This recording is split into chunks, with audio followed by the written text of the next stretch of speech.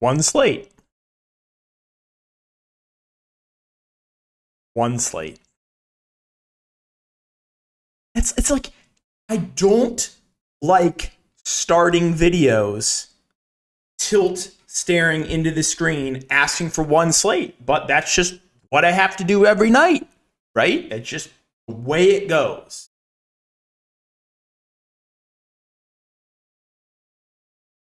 Easily on pace for the full sweep on Prize Picks. My big stand in DFS. No one was on them. The Brooklyn Nets. No one. 2% owned. Dinwiddie absolutely smashing. Cam Johnson breaking the slate. Nick Claxton on pace for a solid game. Nothing crazy, but on pace for a solid game. And a massive blowout to punish the Sharks and bail out the Faders. 1% Dinwiddie, 2% Claxton. No one played Cam Johnson.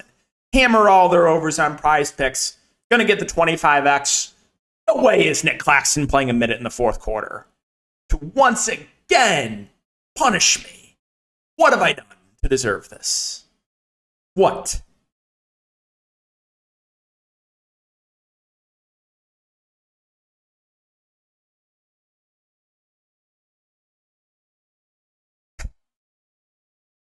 It's like every night, man. Every night it's something.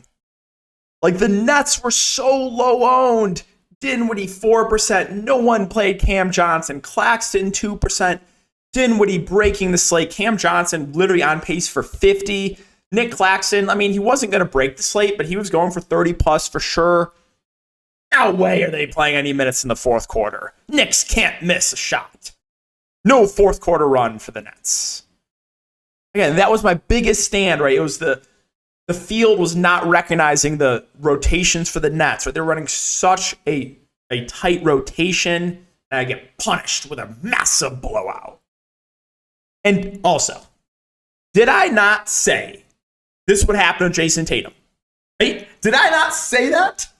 Tatum, no Jaylen Brown, massive bust and ejected. Fully healthy team, awful matchup. How about a 70 bomb for Tatum? Okay. Yay.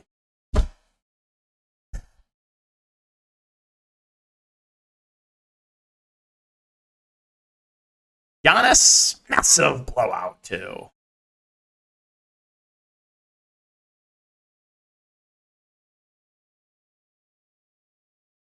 Entered the CSGO $333 tournament last night. Hooked by like 2 points. Missed the cash.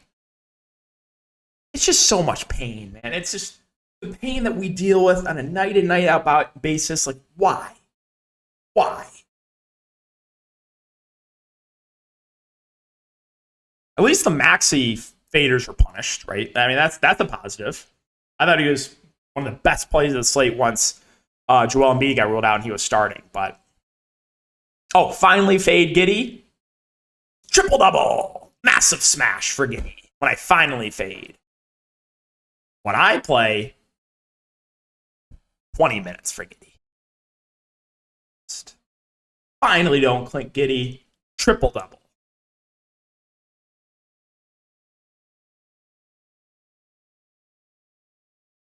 Just like the Nets game, man. It just stays competitive. I win $750 off 30. It's always something, right? The amount of times that I've got hooked on a 25x.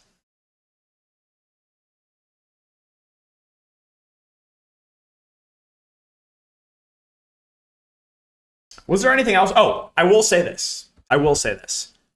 The Sharks, and I mean the sharpest players that have ever played DFS, that played Hernan Gomez tonight, you did not deserve that punishment.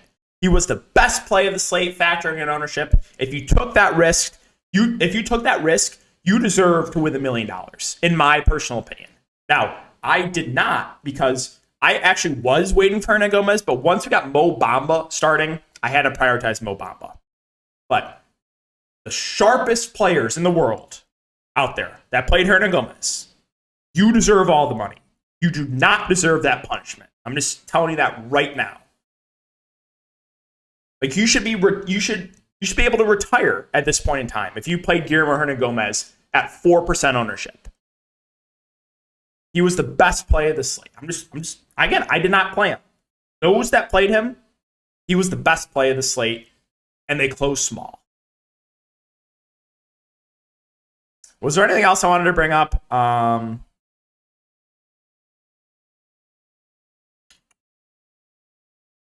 think that was it. I mean, just the Nets getting out, man. Come on. They were all smashing. Cam Johnson literally going for 50 plus. Dinwiddie on pace for 45. Claxton on pace for a solid game. Knicks can't miss.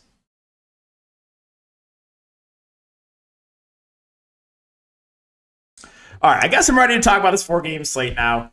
If you guys are new, my name is DK. I am a little bit crazy, but hey, we talk about DFS here. We talk about player props and prize picks. If you guys are not on prize picks, you can use the code DKDFS for 100% match up to $100. I have a link down below. Take advantage of that free money.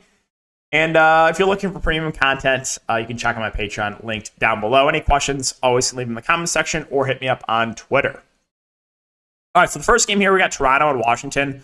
Fully healthy Toronto team. They now have Will Barton, too. So I'm not sure how that's going to work out, if he's going to be like playing rotation minutes or not. But it's a good matchup for them. I think Siakam and Van Fleet are fair plays. You know, you saw 34 minutes for Siakam and 35 for Van Fleet. Normally they're playing, somewhere in the neighborhood of 35 to 40 minutes. So I think they're both solid plays at the top. Jakob Poeltl started, only played 26 minutes.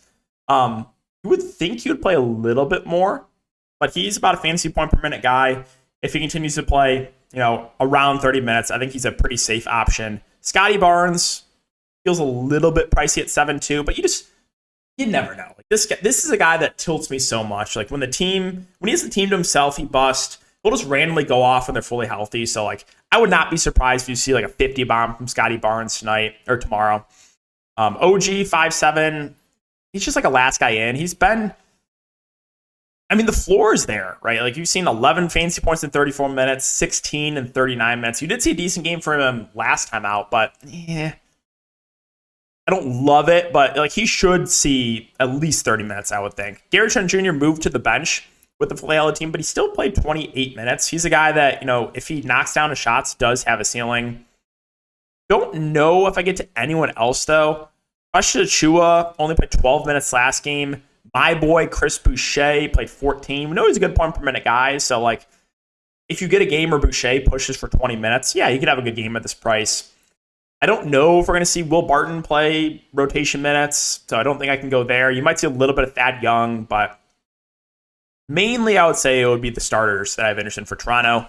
On the Washington side, they're almost fully healthy. If Porzingis back, but Monte Morris is still out. With the spend-ups, Porzingis, Beal, and Kuzma, I think factoring in price, Beal would probably be my favorite. He should play mid-30s minutes. He's got the shooting guard eligibility. Porzingis, if he's not in the limit, I think is a fine tournament play. Then Kyle Kuzma.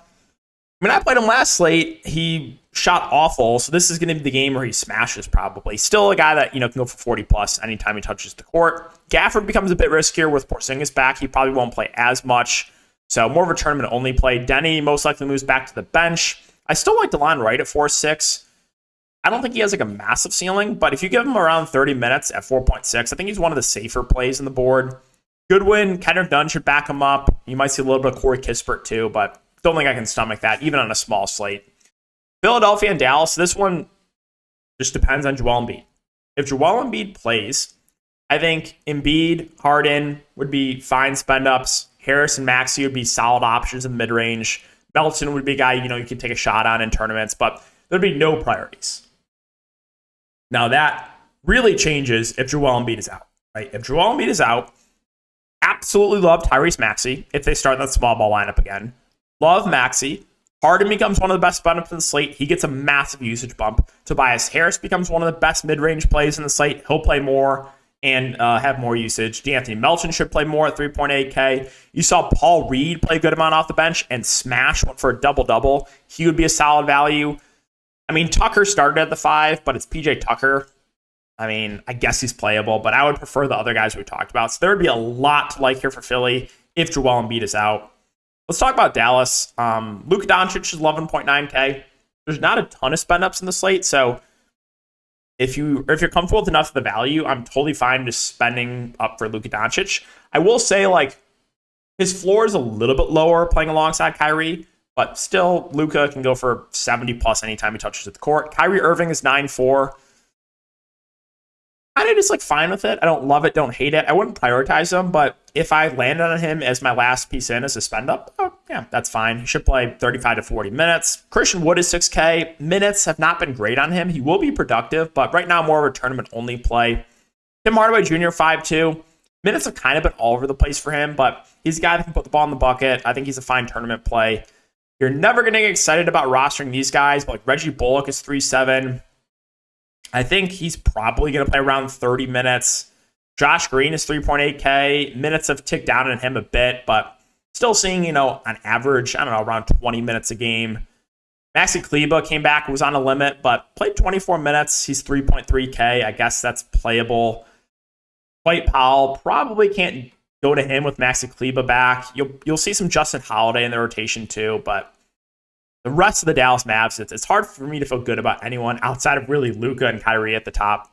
Let's talk about the Pacers and the Spurs. For the Pacers, really depends on the status of Halliburton. If Halliburton is out, there's a lot to like here for the Pacers. Number one, you would get McConnell and Nembhard kind of splitting the point guard duties. Both would be two of the best plays of the slate. Both would be massive chalk. You would get a usage bump for Turner. He would look a bit better. You would get more usage for Hield, more usage for Mathurin, more usage for Naismith. They would all look really, really good. So there would just be a ton to like here from the Pacers if Halliburton is out. Now, if Halliburton's in, I think Halliburton himself would be a pretty good play going up against the Spurs. Should play mid-30s minutes. Is a guy that has a pretty high ceiling. And then the other starters like McConnell and Nembhard would just be secondary values if Halliburton plays. As would like Hield and Mathurin. Like, I don't think I'd prioritize these guys, but 5.6K for Hield feels a little cheap. Mathurin's a guy that we know has a ceiling if he knocked down his shots. Turner would still be a good play too, even if Halliburton plays. So, and then Naismith would be like a last guy in. Like, most likely plays mid-20s minutes. He has dealt with foul trouble recently, so I think on average, again, you're probably getting 25 to 30 minutes from him. I'll mention Jordan Nwora too. He's 3.4K. He's been seeing rotation minutes. We know he's a guy that's not afraid to shoot the ball, so I think he would be playable. And then Jalen Smith's getting the backup 5 run over Daniel Tice the last couple of games. He's got power forward eligibility, so if that continues, I think he's even an okay punt play. So kind of scary to say, but there's a good amount to like for the Pacers. And if Halliburton misses, there's a lot more to like. Now we talk about the Spurs, and I hate seeing this team on the slate, especially when you just have like 20 guys questionable. Like, how am I supposed to break this down? Like, what? Eldon Johnson, questionable. Trey Jones, questionable. Malachi Branham, questionable. Devin Vassell's been out for like 3 months, and he's probable. How many minutes is he going to play, right? So, if all the questionable guys are out, then there's a good amount to like here. I think Devontae Graham would probably be my favorite play. You should get a good amount of run for Blake Wesley at the guard position. Sohan would be relied upon for a lot more usage. Zach Collins would look good. Bates Diop would look good. McDermott would play more. So there'd be a lot to like here from the Spurs if all these questionable guys are out. If they're all in, then I think Keldon would probably be my favorite play, just because he's consistently playing mid-30s minutes a night. I don't think I could get to like Jones or Vassell because I think they'll be on a pretty strict minutes limit. They've been out for a while. And then Bassey, he's going to play the backup 5. If you think Zach Collins gets in foul trouble or the game blows out, you can look to Bassey. So the Spurs are going to look appealing if a lot of these guys are out. If they're all in, I would say Keldon probably my favorite play. Finally, the Clippers and the Warriors. So on the Clippers side, Kawhi Leonard 9.3, Paul George 8.5. I like the matchup for them. Price points, like they're okay, but I'm not going to prioritize either of them. Russell Westbrook, 7K. Last couple games, 25, 20 minutes. I mean, he's been playing well offensively. The issue is, like, will he close? Because this game against Denver, he was smashing, and he just never came back in. I like the ceiling on Westbrook. If you get the game where he plays 30 to 35 minutes, you could have a really, really good game. Zubac and Plumlee, they're going to split the center position. Don't know if I can get to either at their price points. Norman Powell should play a good chunk off the bench. I think he's a fine tournament play at 4.9. You're going to see Terrence Mann play decent minutes off the bench as well, 3.9K. I think he's a reasonable value. Eric Gordon barely played last game. And then Marcus Morris has been awful, but he's 3.6K and continues to start. Nick Batum will see rotation minutes as well. I think he's like a fine punt play at that price. And finally, Golden State. So still no Steph, still no Wiggins. I think Poole and Thompson both have a ceiling. In a competitive game, I'm expecting mid-30s minutes from both. So I like both the Golden State guards. We'll see what the ownership comes in on for them. Like, if one's going to be a lot more popular than the other, I'll just probably go to the lower-owned guy in tournaments.